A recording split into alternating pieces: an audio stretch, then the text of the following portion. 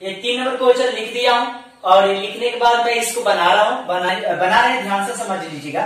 इसमें भी सिंपल है, तो इसको भी उसी तरह बनाना है। यहाँ पे लिखना है सब लिखने से यहाँ पे हो जाएगा 6x माइनस 3y प्लस में हो जाएगा 10 इक्वल टू 0 और यहाँ जाएगा 2x माइनस y प्लस में 9 इक्वल टू 0। जिस तरह बन गया उस तरह बनाइए, बस वो प्रोग्रेस होना चाहिए। यहाँ जाएगा a1 अपॉन 6c, यहाँ पे हो जाएगा b 1 इक्वल टू माइनस में 3 और c1 इक्वल टू हो जाएगा 10 और यहाँ आ जाएगा a2 इक्वल टू कितना 2, यहाँ आ जाएगा b2 इक्वल टू हो जाएगा माइनस में कितना, यहाँ पे कुछ नहीं है, इसके आगे y है, y के आगे कुछ नहीं है, तो सिर्फ 1 लिया जाता है। कितना लिया जाता है 1, y नहीं लेंगे, क्या लेंगे 1 ही लेंगे, तो यहाँ 1 हो जाएगा। यहाँ c2 का मान हो जाएगा कितना 9।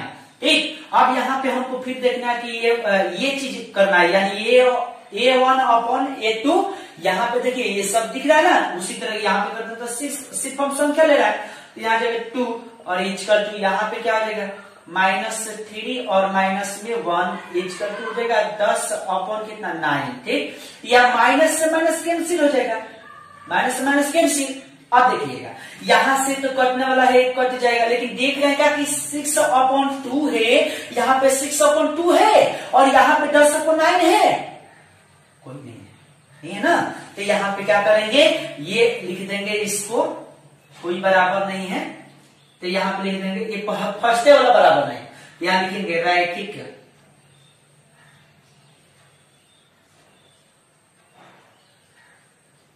युग्म, रैखिक युग्म, रैखिक युग्म द्वारा रैखिक समांतर समांतर है। हो गया आंसर, बस इसे उतार लीजिए। ये क्वेश्चन हम यहाँ पे लिख दिए हैं और इसको हमको सॉल्यूशन करना है।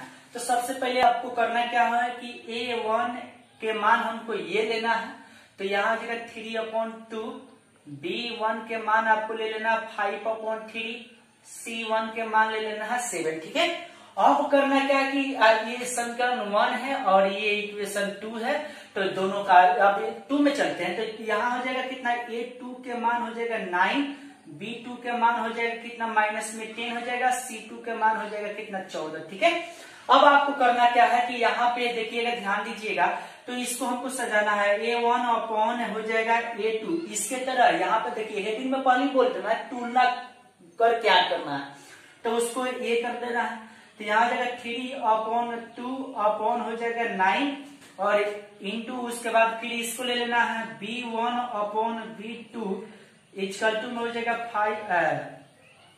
5/3 और अपॉन में 7 हो जाएगा, और फिर यहाँ पे इंटू लेने के बाद इसको ले लेता हूं c1 upon c2 equal to 7/14। ठीक है, ये हो गया। अब आपको करना क्या कि सिर्फ हम इसी को लेंगे, इसको नहीं लेंगे। ठीक है, इसको लेंगे और इसको लेंगे। ठीक है, ताकि स्पेस की कमी है, तो यहाँ पे करना क्या है ध्यान दीजिएगा, यहाँ पे हो जाएगा कि 3, आप देखिए ये दोनों जाकर आपस में गुणा हो जाएगा, 9 और 2 में गुणा हो जाएगा, मल्टीप्लिकेशन हो जाएगा, तो यहाँ जाएगा कितना 18 हो जाएगा। फिर यहाँ पे और यहाँ पे भी वही चीज करना है, 30 हो जाएगा। ठीक है, तो यहाँ पे हो जाएगा 5 कितना माइनस में 30 और फिर इक्वल टू ये वो सेम टू सेम उतार देंगे। ठीक है, और उसके बाद ये भी कट जाएगा, ये भी कट जाएगा, ये भी कट जाएगा, ये हो जाएगा 1 कितना हो जाएगा 6, ये हो जाएगा 1/6, यहाँ पे हो जाएगा कितना 1/6। ठीक, सॉरी 2 हो जाएगा, 2 हो जाएगा। तो अब आपको देखना कि ये बराबर नहीं बल्कि ये बराबर है, तो आपको इसका हो जाएगा क्या रैखिक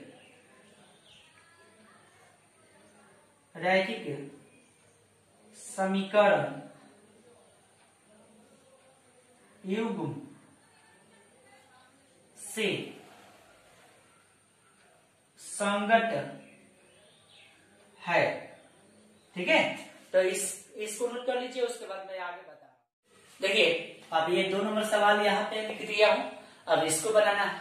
इसमें क्या करना है, फिर उसी तरीके से करना है a1/5, b1 अपॉन -3, c1/11, कर लेना है, और यहाँ कर लेना है A2 इक्वल टू माइनस में 10 कर लेना है, B2 इक्वल टू में 6 कर लेना है, C2 इक्वल टू माइनस में 22 कर लेना है। ठीक है, और अब आपको फिर उसी तरह कर लेना है, यहाँ हो जाएगा A1 upon A2 equal to 5 upon हो जाएगा माइनस में 10। ठीक है, और फिर उसी तरह यहाँ पे भी इंटू उसके बाद हो जाएगा B1 upon B2 equal to minus में 3 अपॉन 6 है, और फिर इंटू उसके बाद C1 upon C2 equal to 11 upon minus में 22। ठीक है, अब आपको करना क्या कि सिर्फ इसको हमको लेना फिर से, ताकि हमको मालूम चले कि कौन बराबर है कौन बराबर नहीं है। ठीक है, तो यहाँ हो जाएगा इक्वल टू, वहां पे हो जाएगा माइनस 3 अपॉन 6। यहाँ पे अभी यहीं पे देख रहे हैं कि ये दोनों क्या है, बराबर है या नहीं है, उसके बाद आगे बढ़ेंगे। तो यहाँ पे हो जाएगा 11 अपॉन 22। ठीक है, तो ये भी कट जाएगा, ये भी कट जाएगा, ये भी कट जाएगा, तो यहाँ पे हो जाएगा, देखिए ध्यान दीजिए, पहले हमको यही दोनों स्टेप देखना है। तो यहाँ हो जाएगा 1 अपॉन 2 इक्वल टू 1 अपॉन हो जाएगा, ये भी 2 हो जाएगा माइनस में, यहाँ पे हो जाएगा कितना 1 अपॉन 2। तो ये भी देखिए सेम टू सेम है, तो यहाँ पे क्या करना है, इसका भी हिंदी वही लिखना है, रैखिक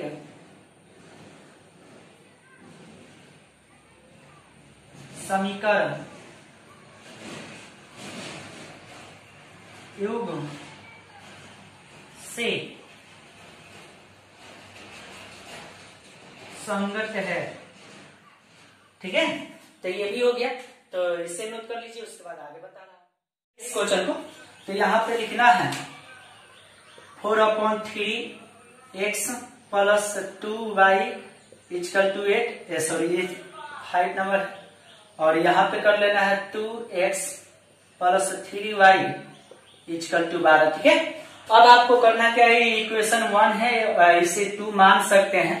अब आपको देखना है कि यहाँ A1 इक्वल टू 4 अपॉन कितना 3 कर देना है, x को नहीं लेना है आपको, और यहाँ जाएगा B1 upon 2, C1 equal to में हो जाएगा 8, यहाँ पे हो जाएगा A2 equal to 2, B2 equal to 3 और C2 इक्वल टू 12। ठीक है, यानी 12। ठीक, तो आपको फिर हमको बोले हैं ना कि बाबू ये दोनों चीज अभी लेना ही हमको होगा, तो यहाँ 1 अपॉन A2 हो जाएगा, फिर हो जाएगा 4 अपॉन 3 अपॉन A2 हो जाएगा। ठीक है, और यहाँ पे भी वही चीज करना है, B1 upon B2 equal to mail कर लेना है 2 अपॉन 3, यहाँ पे C1 upon C2 equal to 8 upon 12। ठीक है, यहाँ पे करना क्या है कि फिर आपको ये चीज लेना है, ये लेना है, ये लेना है, बाकी कुछ नहीं लेना है। तो आपको बोले कि ऊपर वाला सेम उतार देना है, 4 के 4 कर देना है, इस दोनों को लाकर गुणा कर देना है, मल्टीप्लिकेशन।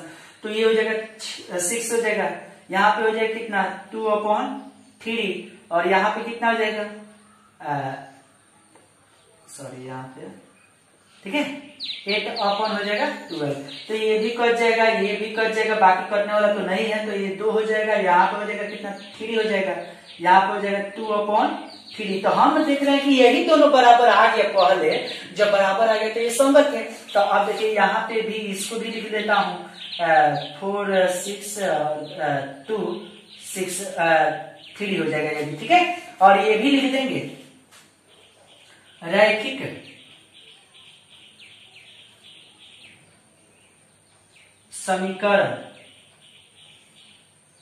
युग्म से संगत है। ठीक है, ये बाबू 3 नंबर सवाल ये खत्म हुआ, और 4 नंबर सवाल के लिए हम आगे नेक्स्ट वीडियो में बताएंगे। देखिए ये करना है, ये सवाल बनाना है, यहाँ पे 2 इक्वेशन दे दिया गया है और हमको बनाना है। तो सबसे पहले यहाँ पे हम सर्व लिखेंगे, सर्व लिखने के बाद हम यहाँ पे कवर करेंगे y इक्वल टू 8 कर लेंगे, इक्वेशन 1 कर लेंगे। ठीक है, और equation 2 3x minus 3y equal to 16 equation 2। ठीक है, तो सबसे पहले आपको करना क्या है कि इक्वेशन 1 को लेना है। तो यहाँ पे लेना है समीकरण 1 से। तो 1 लिए हैं, तो सबसे पहले 1 यहाँ पे है, तो 1 ही चीज लेना है 1। तो यहाँ देखना है 1 लेना है तो सबसे पहले आपको करना क्या है कि x minus y equal to 8। तो ये तो इक्वेशन 1 है। जब 1 है तो यहाँ a 1 ही होगा, यहाँ 1 होगा, 2 नहीं होगा, 1 होगा। तो 1 होगा तो इसके आगे कुछ नहीं है, यानी 1 से मल्टीप्लिकेशन है वहां पे, तो 1 कर देंगे, ठीक है। और यहाँ पे देखेंगे b1 इक्वल टू, इसके आगे भी कुछ नहीं है, यहाँ पे भी 1 होगा, लेकिन बशर्ते यहाँ पे ये चीज है कि माइनस से साइन देखना है, तो माइनस से साइन, तो यहाँ पे -1 कर लेंगे। यहाँ c1 इक्वल टू अब ये कर लेंगे 8 कर लेंगे, ठीक है। अब यदि हमको ये समझ में आ गया, अब हमको समीकरण 2 चलना है, तो समीकरण 2 अब हम ये नहीं लिखेंगे, डायरेक्टली ये देखना है। तो a2 के मान हमको देखना है, सबसे पहले कितना होना चाहिए, 3 होना चाहिए, 3। b2 के मान कितना होना चाहिए, माइनस में 3, क्योंकि इसका के माइनस है, तो यहाँ पे माइनस में 3 होगा। और c2 के मान होगा आपको 16 होगा, यहाँ पे देख रहे हैं कि 16 दिया हुआ, तो यहाँ पे क्या हो जाएगा, 16 हो जाएगा, ठीक है। जब 16 हो गया तो अब हमको इसको अपॉन में करना है, तो यहाँ आ जाएगा a1 upon a2 equal to b1 b2 equal to c1 c2, ठीक है। अब आपको करना क्या है कि इनटू, उसके बाद देखना है a1 के मान हमको यहाँ दिया है 1, तो यहाँ पे हम 1 अपॉन a2 के मान दिया है 3, तो 3 कर लेंगे, फिर इक्वल टू करेंगे, ठीक है। अब यहाँ पे देखिए b1 के मान क्या है, -1 आई b2 के मान यहाँ पे है, तो b2 के मान 3 भर देंगे, और यहाँ इक्वल टू, तो फिर इक्वल टू करते हैं, ओके। अब c1 के मान यहाँ 8 है, तो यहाँ 8 कर लेंगे, यहाँ c2 है, तो यहाँ पे क्या कर लेंगे, c2 के मान 16 है, ठीक है। अब आपको करना क्या है कि मैं आपको समझा दे रहा हूं, यहाँ ध्यान दीजिएगा कि माइनस से माइनस कैंसिल, यानी खत्म कर दे रहा हूं, ठीक है। अब देखिएगा यहाँ पर देखिए कि 1/3 है, लेकिन ये चीज देखिए बराबर नहीं है, 1/3 है तो यहाँ 1/3 नहीं है, अगर कट भी जा रहा है, जैसे कि यहाँ पे देखिए 1/3 इक्वल टू 1/3 इक्वल टू, ये कट जाएगा तो 1 और 2 हो जाएगा। तो यहाँ 1/3 है, यहाँ भी 1/3 है, यहाँ भी 1/3 होना चाहिए, लेकिन 2 दिया है, जिसके कारण से क्या है, रैखिक युग्म में ये असंगत है, तो यहाँ लिख देंगे